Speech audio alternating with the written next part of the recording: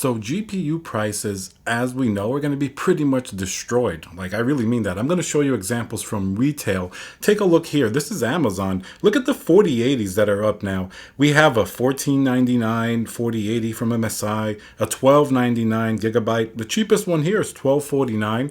And in fact, sometimes it's even hard to find some of these 4080s for anywhere close to $1,000. Remember, the 4080 Super is going to be $999. It has the same 16 gigabytes of VRAM, but it's going to perform better than the last 4080. So why would anybody buy the 4080? That's why also NVIDIA is pretty much discontinuing production of the 4080 because it wouldn't make sense in the lineup.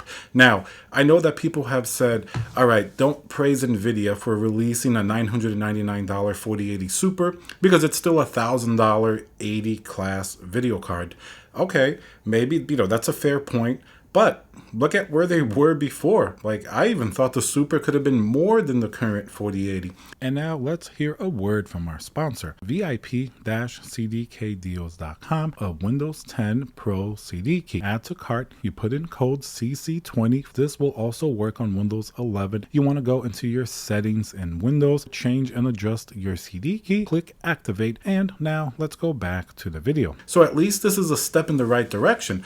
Look at what it's going to do to all these prices. You see all these 4080s that are now like over $1,200, $1,300. These are absolutely unsellable now, because why would you buy that when you could buy for cheaper the newest and fastest model? So in a way, let's view this not as like black and white per se, but just as a gradual sliding scale. NVIDIA releasing the Super 4080 at $999. It really does change a lot of the pricing structure. First of all of these 4080s now have to be below $999. How much would you realistically pay even for a Strix 4080 now, knowing that the base model 4080 Super is $999? I don't think there's anybody that would pay the same, at least. Maybe you want it at least $100 cheaper or something like that, and that's the Strix, which is going to be the model that was like $1499 and much more expensive. And I start with the 4080 Super because that's the current high end, aside from obviously the 4090, which by the way has gone up in price a considerable amount. It's been out of stock, unavailable because of the entire push to AI. They've actually been using that GPU for AI because of the 24 gigabytes of a very fast VRAM, very high bandwidth. It's actually been a pretty good choice for AI when people can't get data center GPUs, like, the more powerful ones. So the 4080 Super kind of is the gaming high end for now, at least realistically. You have to pay almost twice as much to be able to get a 4090. So that's why the 4080 Super is important. It kind of sets the price for everything else in the lineup. Look, even AMD's 7900 XTX, a lot of them are still over $1,000 when you look around on retail. Who's going to pay more for that when they can get a 4080 Super? Yes, the 7900 XTX does trade blows with the 4080 Super, most likely because it did so with the 4080, and in some rare cases, even the 4090. It got pretty close to that. But that's only rasterization. Remember all the goodies that NVIDIA has as a bonus that a lot of people look for. You do have DLSS 3, frame generation. AMD has their FSR and FSR3, but it's not quite on the same level as NVIDIA's offering. And obviously, ray tracing performance is still better on NVIDIA's hardware. They're just maybe like a generation ahead of AMD.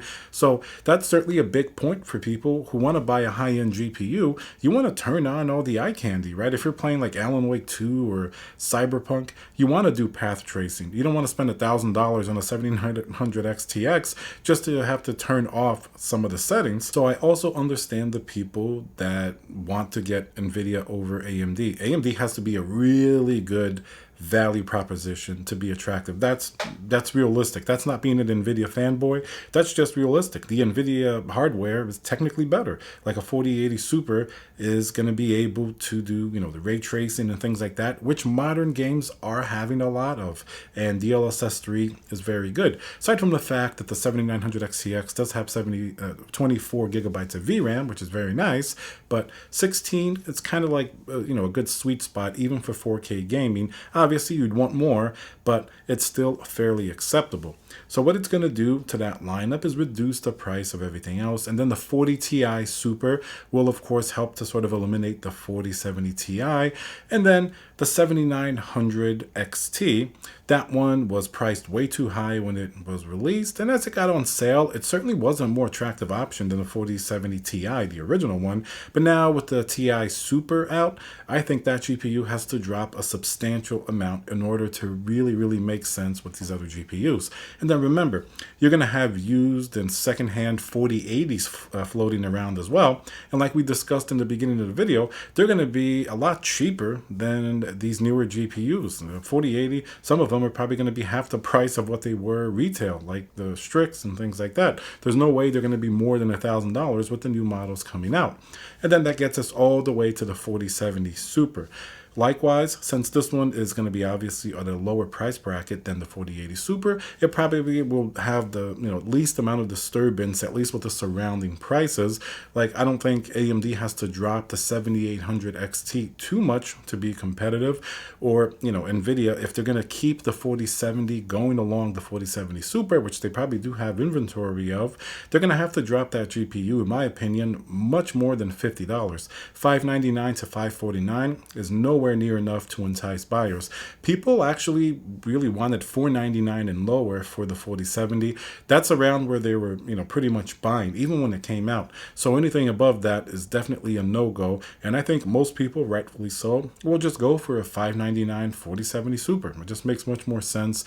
And actually, in that sort of mid-range to almost high-end GPU bracket, it's probably going to be one of the better options because they've got so many more CUDA cores, and it's going to have a good percentage increase in performance over the 4070. It's probably not going to be too far off the existing 4070 Ti. So then your choice is basically $200 more for a 4070 Ti Super for a little bit more VRAM, 16 gigabytes. Maybe if you're playing at 4K, it might make sense to just go to that GPU. The 4070 Ti Super basically ends up being like a light version of the 4080, which it kind of always was supposed to be, but with 12 gigabytes of VRAM was way too restrictive to really be a 4K gaming GPU. Now with 16 gigabytes of VRAM and faster bandwidth, you can make a case that is actually a fairly attractive option at $799 with 16 gigabytes of VRAM, considering what else is out in the market. Obviously, we would want maybe the 4080 to be that price and that GPU be like $599 and then the 4070 Super be $499. So I do agree with you guys that we're still a little bit too expensive by like $100 to $200. But NVIDIA at least went down a little bit and they didn't go the other way. They could have kept the GPU pricing high and just not sold that many. They're making more than enough moves and money with AI. So certainly a step in the right direction, and it's definitely going to affect what AMD does. And certainly keep an eye on the secondhand news market. You could probably pick up a 4080 for a pretty decent price, and there's absolutely nothing wrong with that GPU. You can argue the 4070 Ti was hampered by the 12 gigabytes of VRAM and the weaker memory bus, but the 4080, 16 gigabytes of VRAM, memory bus is pretty good. That's a solid GPU. It just wasn't good because of the price. Over $1199, it became really an unpopular option, and that's definitely deserved. But if you're getting it for a lot cheaper, I'm not sure what price point would really make sense.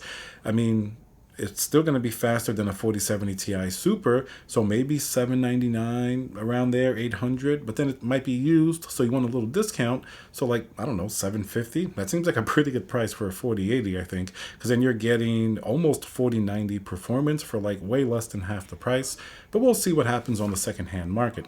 All right, guys, so let me know what you think down below. Do you agree that the NVIDIA pricing is in the right direction, or maybe with a little caveat that it's not enough?